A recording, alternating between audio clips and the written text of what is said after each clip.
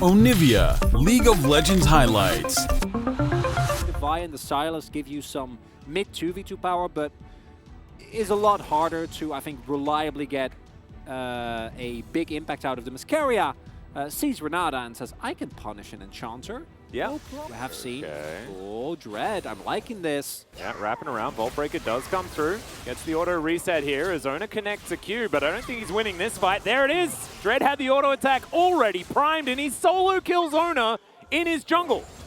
What of his own. Place it down here in this brush. He doesn't care.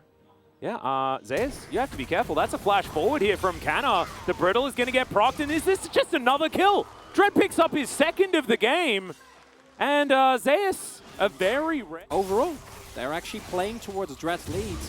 And it's really interesting in a split where junglers have most... So this is going to be a red buff that does belong to Dread.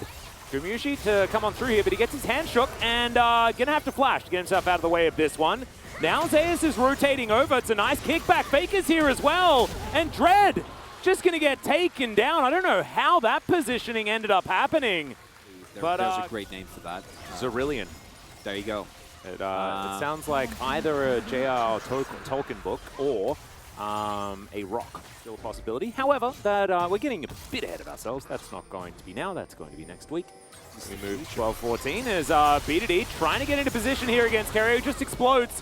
Doesn't even ult himself. Not going to be able to do so here as Ghost not going to have his spell shield procced, but not going to die as well. So that is just a pick. And the first, and the third kill, sorry, for Nongshim. As Snowfire taking a bit of damage here from Faker. B2D off to the side. Handshake not going to land here as there's the assault and batteries. Faker just goes a million miles underneath his turret. Emperor's Divide is going to get a flash out of Dread as well as B2D looks to try and get in there. There's an Emperor's Divide back to the Azir, and B2D will pick up the kill. Some revenge, some catharsis for the Nongshim mid laner. If you get caught, you just kind of die. So Guma feeling safe.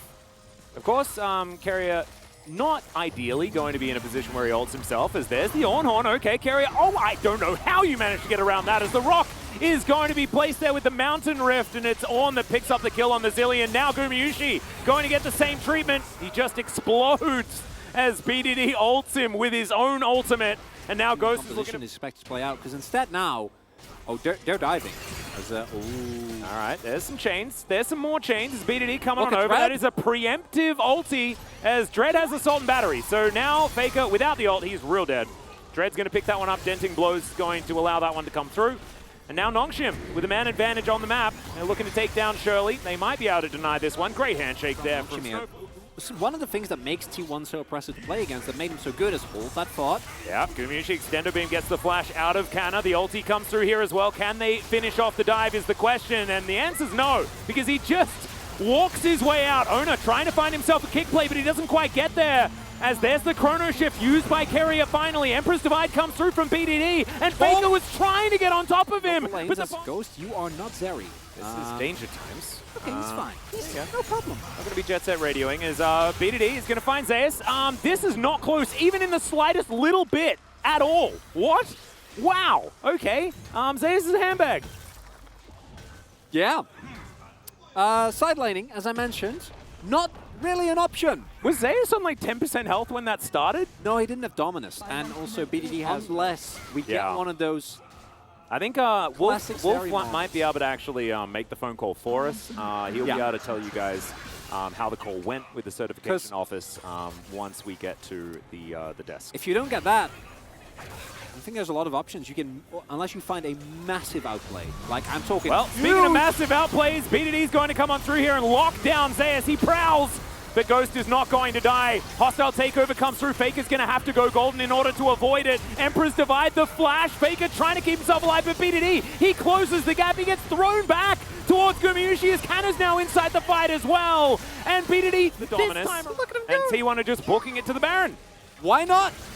Might as well. This is very risky, regardless, because even though you have multiple people alive, BDD and Dread. Yeah, Dread is certainly one of those people that is alive. Snowflower as well can do a lot of work with this hostile takeover. Here's the Ornhorn. BDD getting into the back of the pit. Great double knock up there from Canna. Zeus gonna go down first. Canna locks up that kill. Chrono Shift has been used onto Ona here as Dread gets into the pit. They want to take down the Lee Sin. It's a double kill here for Canna, who's just a bodyguard for his Baron.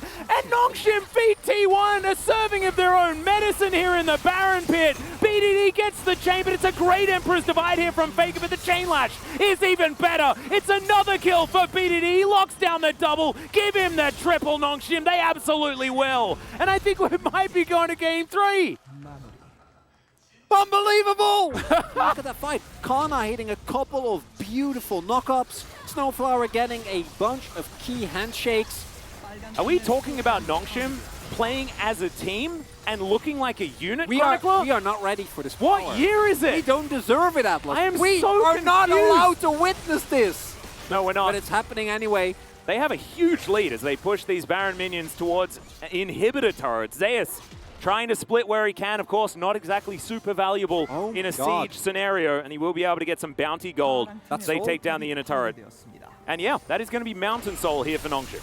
Mountain Soul on, who has an Abyssal Mask. BDD is going to be doing even more damage. Yeah, I don't think he needs the help.